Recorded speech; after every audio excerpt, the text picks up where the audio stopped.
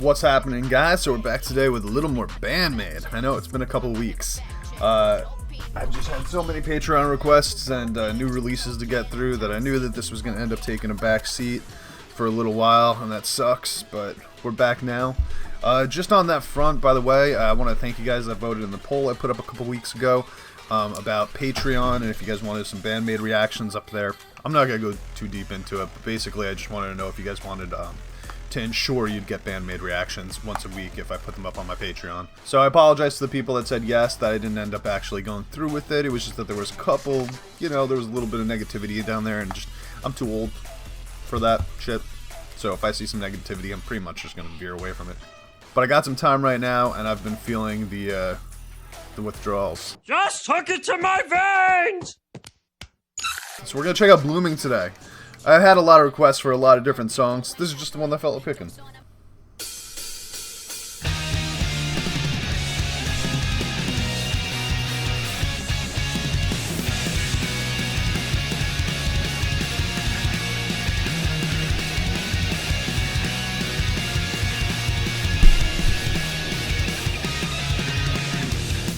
the hell was that transition?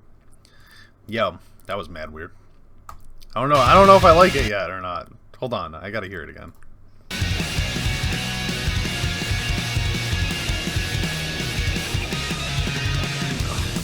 I don't know what the hell she just did. Okay, I know how I feel about it. I love it, but what the hell did she just do? I don't even know what that sound was.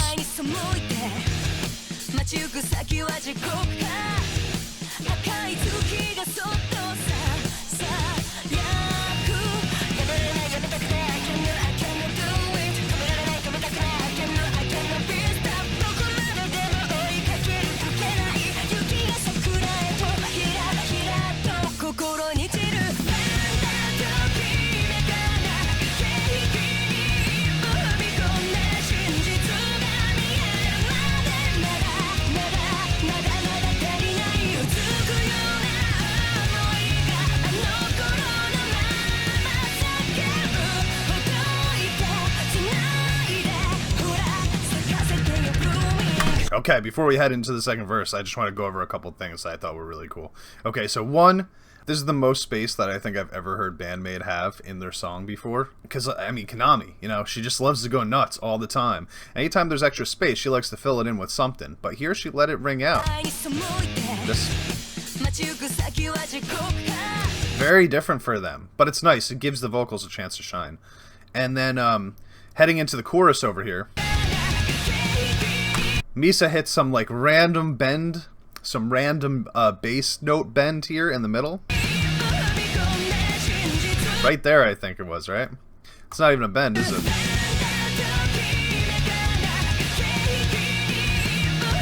She just goes super high, out of nowhere on the bass. It just adds. You know what I mean? It just adds something to the song right there.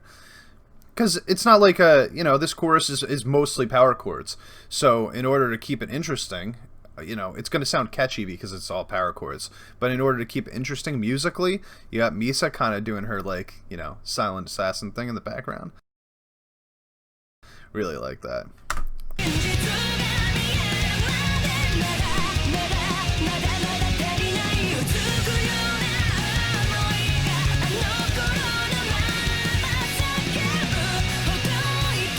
I also really like this halftime. Yeah, and then right there at the end right there. Oh, such good transitions. Always such good transitions. I love how Akane breaks it down into a halftime beat just for the last half of the last line. And then as soon as she finishes with the halftime beat, she goes into a drum fill. At the same time, we got Misa doing her own bass line fill right there. And it just... transitions, my god. They're the queen. Queen of transitions. Halftime beat here. Cool. Ooh, what's this?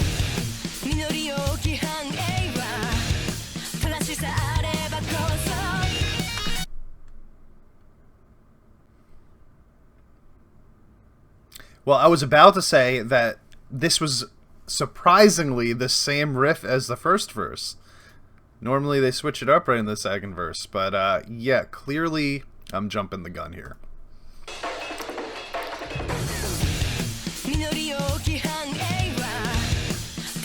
What you got for me, Konami? Some tapping?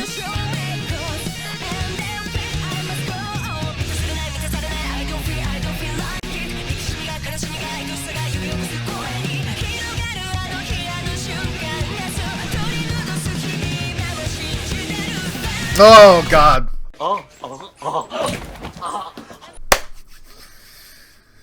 Ah! I love them so much. Okay, let's hear that one more time. Guitar riff, thank you.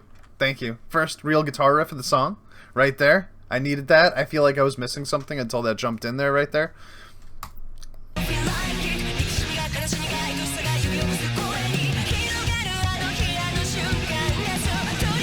And I like the megaphone sound that Psyche's got in her voice right here.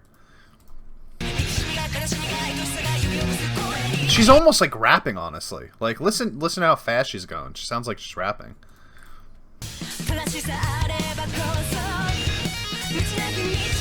God, their second verses are just the best.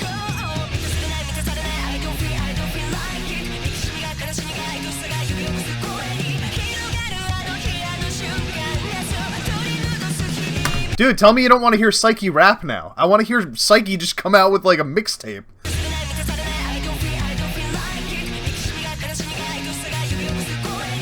What the hell? That was so fast.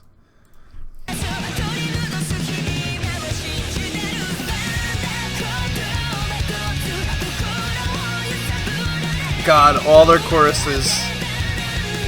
Oh.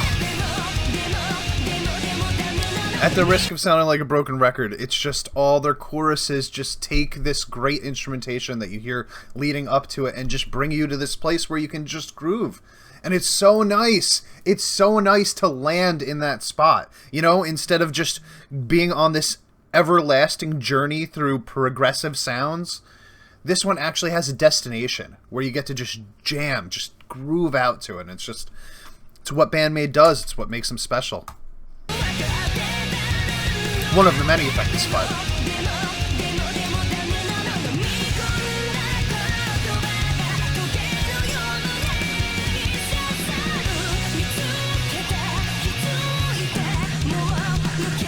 Oh, cool. They did the same thing coming out of this one. Ooh.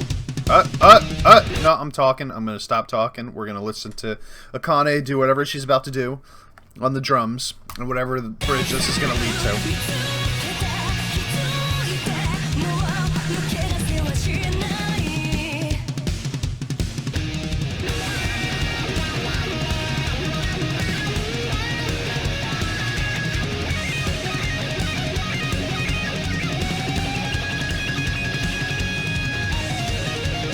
Oh.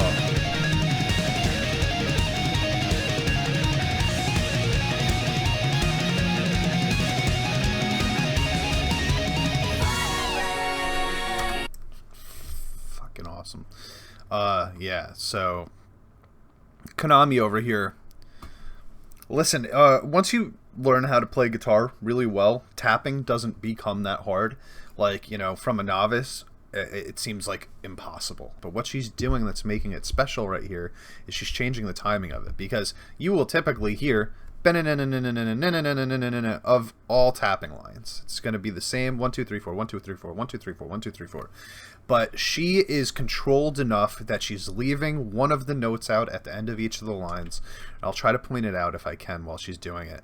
But it makes it significantly more difficult, to the point where, like, I can tell you right now that I have no problem tapping, and I would not be able to remain so consistently in time as she is while she's doing that during this part.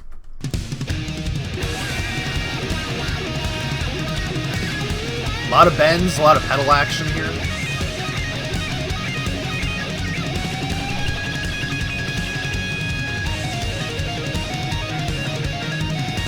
See what I'm saying? The last couple notes, she leaves some notes out of what would normally be the progression through that part, and it just, man, it's just, the fact that she's able to stay within time on it is the most impressive part about that. Also, I think it's crazy that Akane is just not playing a drum beat the whole time. She's just doing tom fills throughout the entire solo. It's like she's got her own solo going on while Konami's doing hers.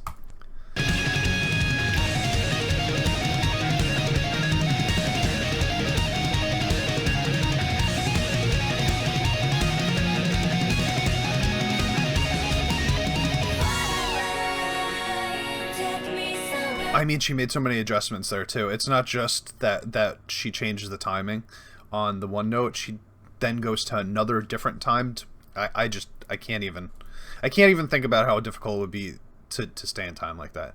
So let's hear this slowdown part though. This is why I love their bridges, man. It's not just one piece. It's not just one part of the song. It's like it could be used to create an entire new song if they really wanted to, but instead they're like, no, we're going to throw it into this song because we want this song to be as awesome as it could possibly be, instead of making, you know, several less awesome songs.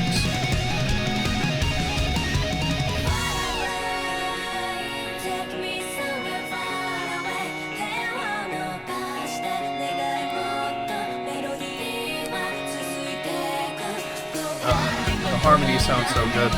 Ooh. Harmonies with another layer.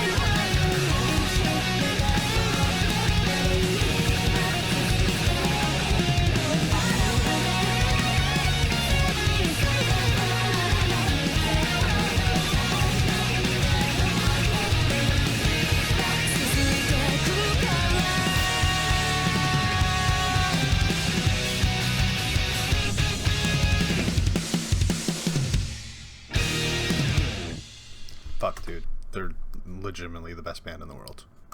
I love how she comes in here with, like, it's like a riff, but it's the beginning of a solo.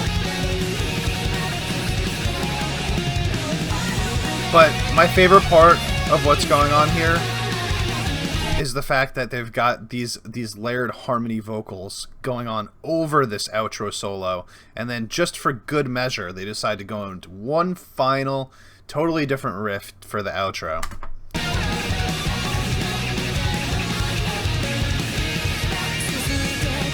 This is the only part that's a little bit weird for me, and it's not the girls, it's a mixing thing. Psyche and Miku are pretty well balanced throughout this final part, but in order to give a little bit extra oomph into Psyche's vocals, they turn her up at the end. And I think that they could have just blended that a little bit better, but that's like such an insignificant detail that I bet most people wouldn't give a flying F about, and is not diminishing my enjoyment of the song at all. But I do want to just, you know, listen, they're so friggin' perfect all the goddamn time that when there's something even slightly like a tiny bit off, I feel the need to call it out, because otherwise all I'm doing is praising them 100% of the time.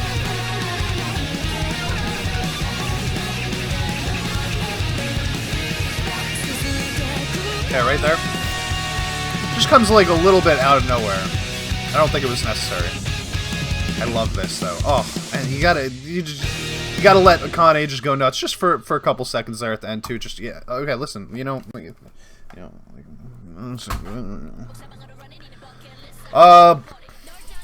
Best band in the world. Yeah, like just yeah. Later.